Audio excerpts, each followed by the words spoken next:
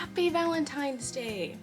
I am celebrating Valentine's Day this year by creating this very fancy, gothic, lolita, velveteen JSK. This is actually in collaboration with plenty of other Black Lolita creators, and this is the Kawaii Melanin Collab. I'll elaborate a little bit later. So Lolita fashion is a Japanese fashion sub-style. It takes heavy inspiration from 18th century France, more specifically the Rococo period. What I'm making is basically called a JSK, and it pretty much is the shorter version of jumper skirt, but that literally just means a dress with no sleeves on it. This is actually sourced from my Pomni pattern.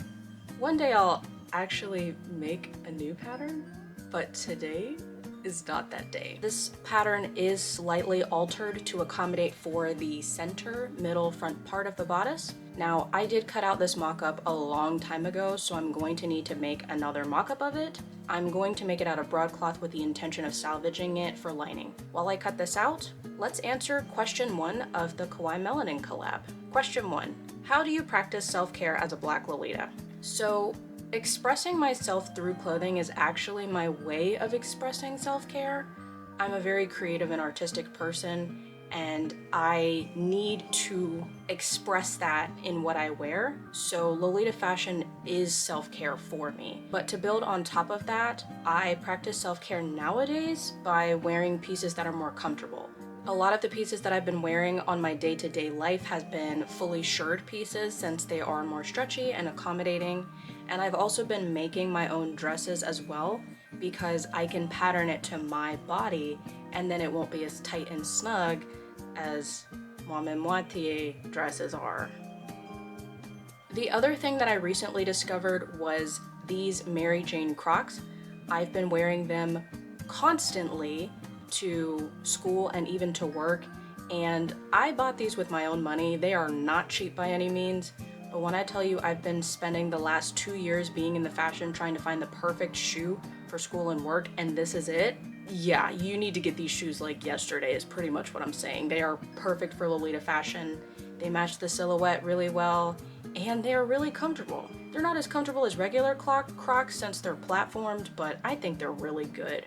So you might have noticed the front panel bodice looks different from the rest. This part is actually salvaged from my Ruedonite Miku video. If you watched the velvet wool flocking that I found from the yard sale, I actually saved enough of it specifically to make a dress. Sadly, I didn't have enough to fully make the entire dress out of it, but I did still want to have it as the center main piece since it's such a unique fabric. Some other things I added to the center front bodice are some lace and velvet ribbon to give it this pretty cross motif. Now that we have all of our pattern pieces prepped, we are going to go ahead and get them ready to start sewing.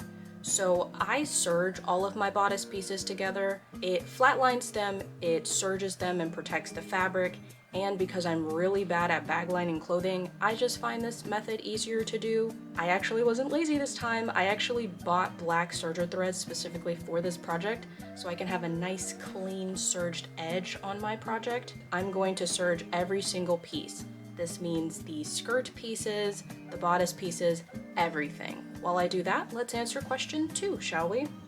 What is your fondest memory from being in your local comm?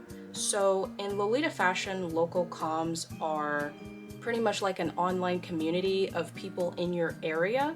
Local, you go to tea party events, you go to shopping centers together, and it's a great way to wear Lolita fashion but not have to do it by yourself. You'll probably find that there's already one in your area. It's a great way to meet friends in the fashion. My favorite memory of being at my local comm is actually meeting my best friend. I met my best friend there. We met at a swap meet 2 years ago, 1 year ago at this point, and we actually recently did like a twin cord. We do that all the time. It's funny because our wardrobes don't match like at all. She's more classic and I'm more gothic, but we do have overlaps in our wardrobe, so we try to twin when we can. Okay, now that we have all of our bodice pieces serged, we're going to sew the pieces together. I'm going to start with the bodice. I usually sew from the middle out, do each pattern piece as I go. The other thing that I'm doing is trying on the bodice frequently as I'm sewing everything. This pattern is created a lot larger than I actually am, and that's to account for seam allowance if I ever do need to alter this piece in the future. So I am also going through here and taking it in as I need to so that I can get a better fit. So now that we have the bodice done, we're going to sew the skirt panels together. I have the main flocking pattern in the front, and then I have 4 velveteen pieces, 2 for the front and then 2 for the back. While we sew these pieces together, let's move on to question 3. How has your journey with Lolita fashion positively impacted your mental health? I think a lot of people can agree that finding something that represents you truly inside and out is a game changer, and that was Lolita fashion for me. I've been in alternative fashion spaces for a long time, and historical fashion for a long time, and Gothic Lolita fashion was that perfect mix that truly let me feel like I could command how I am perceived. And it was a really great way for me to express myself creatively as well. It is also a fashion that has really gotten me out of my comfort zone more than other fashion styles. Like, I wear PVC, pleather, velveteen, wool, grandma couch print. If you told me 2 years ago that I was going to put grandma couch print on my body unironically, I would have thought you were lying to me. But here I am. I have like 3 pieces now, and I've also made goblin pieces too, so I'm obsessed, but in the best way. So the most important thing that I'm adding to this dress is pockets. We're doing insert pockets. This is pretty simple. I cut out a pocket pattern that's about 12 inches by 8 inches. We're going to serge that as well, and then we're going to sew it right sides to the fabric, flip it in, and then sew the side seam closed, and then sew the pocket bag closed.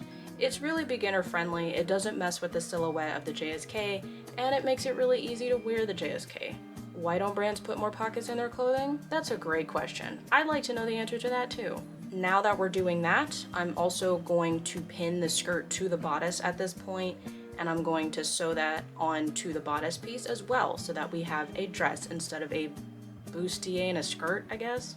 Then, once we have those pieces, I've also opted for this really decorative rose lace that I'm adding to the cut. This is to hide the basting stitch for the skirt and bodice piece and to add a little bit of flair to the dress.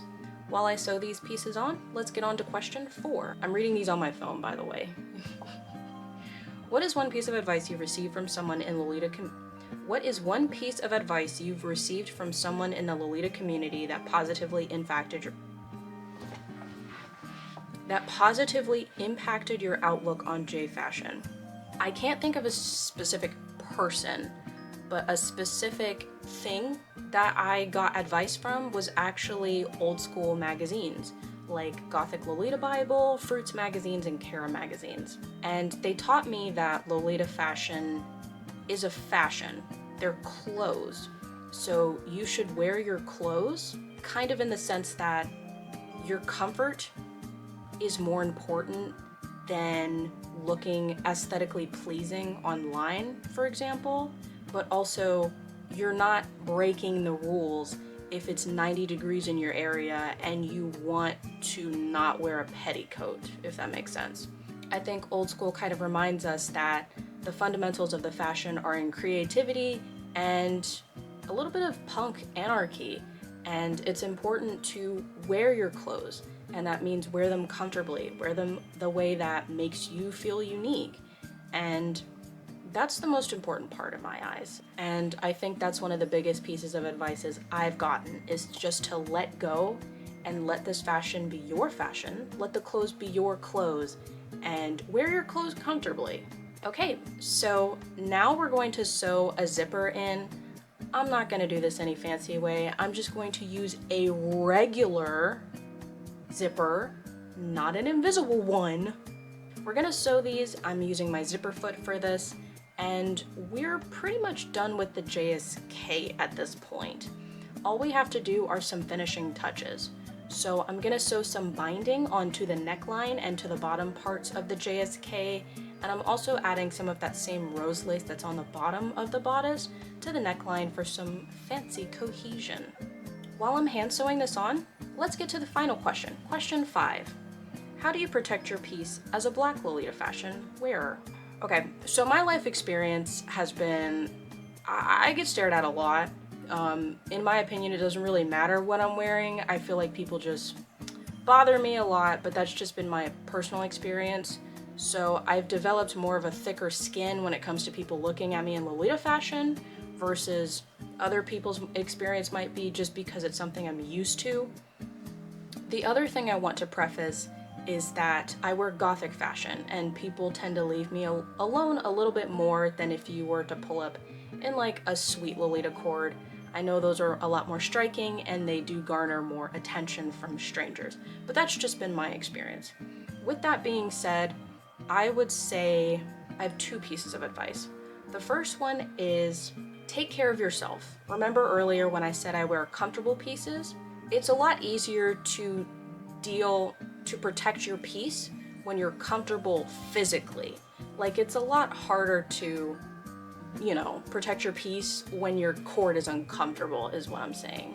So if wearing lighter linen blouses or shirred blouses, or making pieces yourself, wearing Crocs, not wearing a petticoat with your cord, anything like that makes it more comfortable.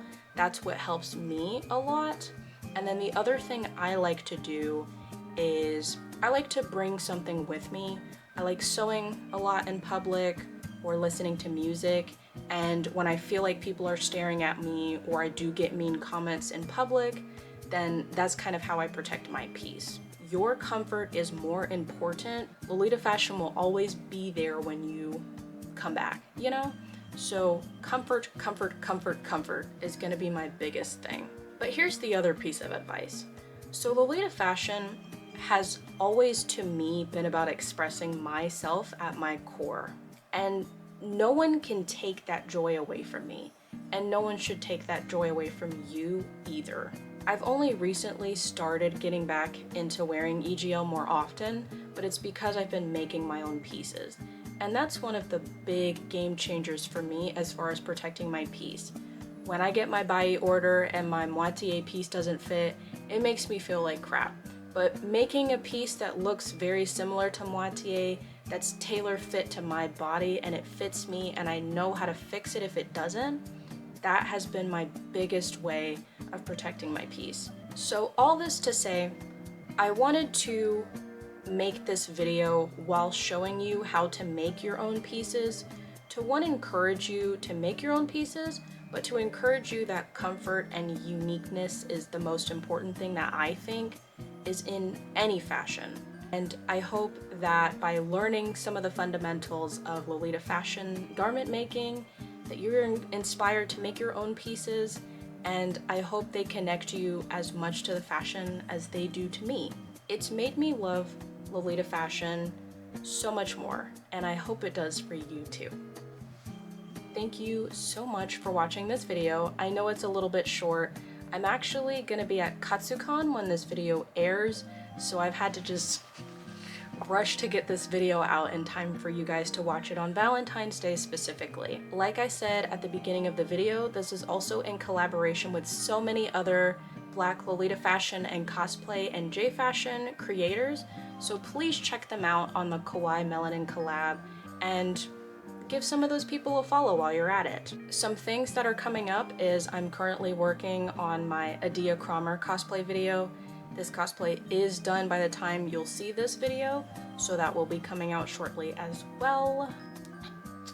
I feel like I'm forgetting something. Cord breakdown. Okay, if you are interested, this is the cord that I'm wearing for today. This is the Kuroto Ito headdress from Instagram.